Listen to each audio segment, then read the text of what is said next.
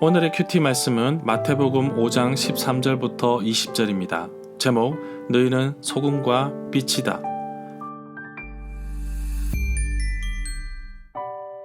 먼저 앞뒤 문맥을 살펴보겠습니다. 마태복음은 시간의 흐름에 따라 기록하지 않고 어떠한 주제에 맞게 그 내용을 묶어두었습니다. 예수님께서 산 위에서 주신 귀한 말씀을, 교훈을 산상수훈이라고 부릅니다. 마태복음 5장부터 7장의 말씀인데 5장의 첫 부분에서 하나님의 나라의 8가지 복에 대해서 기록하고 있습니다. 진정한 부자는 이 땅에서 물질이나 건강이나 사업의 성공을 가진 사람이 아니라 비록 이 땅에서 온갖 어려움 속에서도 의와 자비와 정결과 평화를 꿈꾸며 살아가는 자들이라고 봅니다. 비록 가난하게 보일지라도 천국에서는 부유한 자들입니다. 이어서 예수님은 자신 앞에 서 있는 제자들에게 세상에서 소금과 빛이라고 말씀하십니다. 예수님께서 제자들에게 소금과 빛이라고 하신 이유는 세상에서 구별된 삶을 살아가야 하며 그 역할을 통해 세상을 변화시킬 존재임을 암시적으로 설명하고 있습니다. 그렇게 볼 수 있는 것은 지금 무능력해 보이는 제자들과 비교되는 그룹은 율법에 능통한 바리새인과 같은 종교 지도자들인데, 이 어두운 세상에서 진정한 빛이고 그 역할을 소화해내는 소금은 주님의 말씀에 순종하고 따르는 헌신하는 자들이 아닐까 생각하게 됩니다. 문단을 나눠보겠습니다. 13절부터 16절은 소금과 빛, 17절부터 20절은 예수님은 율법의 완성자, 13절에 보면 예수님은 사람들에게 세상의 소금이라고 하였습니다. 소금이 짠맛을 잃으면 무엇으로 짠맛을 내겠습니까? 맛을 잃은 소금은 아무 쓸모가 없어서 바깥에 내버려서 사람들에게 밟힐 뿐입니다. 오늘날 우리의 생각 속에서 소금은 바다, 염전에서 얻는다고 생각하지만 산에서도 소금을 얻을 수 있습니다. 과거 바다였지만 우뚝 솟아오르는 산이 되어서 소금 성분이 남아있기 때문입니다.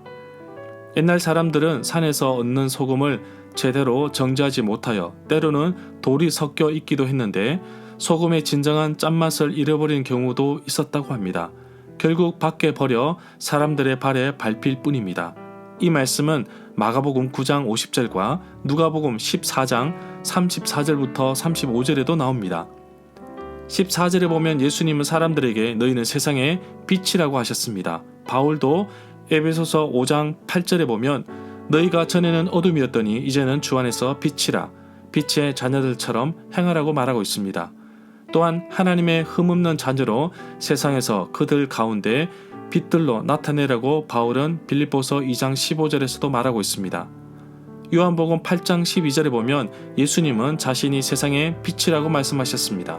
예수님의 제자들은 예수님 안에 살고 있기 때문에 세상의 빛으로 살아갈 수 있습니다. 17절에 보면 예수님은 율법이나 선지자들의 말을 깨뜨리려 온 줄 생각하지 말라고 하십니다. 율법을 완성하러 왔다고 하셨습니다. 율법이나 선지자는 바로 모세가 전한 율법과 선지자들의 교훈, 가르침을 총체적으로 말하고 있습니다. 히브리어 성경 전체라고 볼 수도 있습니다. 바울은 로마서 3장 31절에서 우리가 믿음으로 말미암아 율법을 파기하느냐 그럴 수 없느니라 도리어 율법을 굳게 세우느니라고 말하고 있습니다. 또한 바울은 예수님을 향하여 모든 믿는 자의 의를 이루기 위하여 율법의 마침이 되었다고 로마서 10장 4절에서 말하고 있습니다.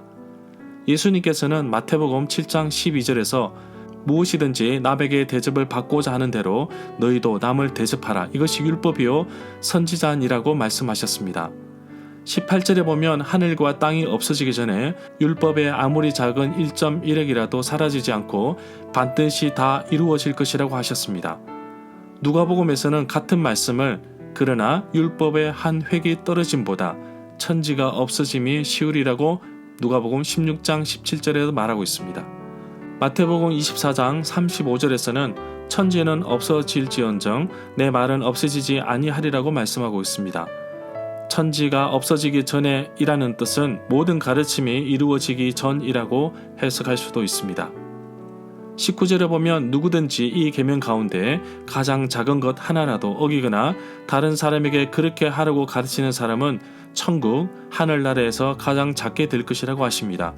그러나 누구든지 계명을 지키고 행하며 가르치는 사람은 천국에서 크게 되며 큰 사람이라고 일컬어질 것이라고 하십니다. 율법의 그 의미 속에 하나님의 말씀, 명령에 순종하라는 요구가 포함되어 있습니다. 유대인들을 수신자로 생각한 마태복음은 그들의 입에 담기 어려운 하나님의 나라를 천국이라는 우회적인 표현을 사용하였습니다. 절마다 상세한 설명과 구절 해석, 그리고 핵심 내용과 중심 줄거리는 네이버 블로그에 올려져 있습니다. 내게 주시는 교훈입니다.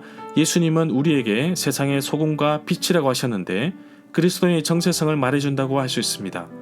세상에서 소금으로 살아가야 하고 세상에서 빛으로 살아가야 할 것입니다. 소금이든 빛이든 그 자체가 영향력을 뿜어내고 있습니다. 내가 살아가는 이 현장에서 그리스도여서 그리스도의 향기를 뿜어내는 존재임을 잊어서는 안 될 것입니다. 혹시 나 안 되면 안 된다는 잘못된 생각을 하고 있지는 않는지 생각하게 됩니다. 하나님은 나 아니더라도 쓸 사람이 많습니다. 그렇기 때문에 정말 나 자신을 바라보며 나 스스로에게 질문을 해봅니다. 너는 그리스도인이 맞니? 짠맛과 밝은 빛을 잃은 상태로 살아가고 있지는 않습니까? 하나님께서 나를 호랑이로 만드셨는데 고양이처럼 살고 있지는 않는지요? 그 맛을 잃어버리면, 그 빛을 잃어버리면 쓸모없어 버림받게 됩니다. 하루하루 말씀을 듣고 묵상하는 가운데 세상 속에서 그리스도의 모습으로 빛과 소금의 역할을 다하며 살아가기를 원합니다. 오늘도 맛과 빛을 잃지 않도록 주신 말씀을 붙들고 승리하며 살아가는 하루가 되기를 간절히 소망합니다.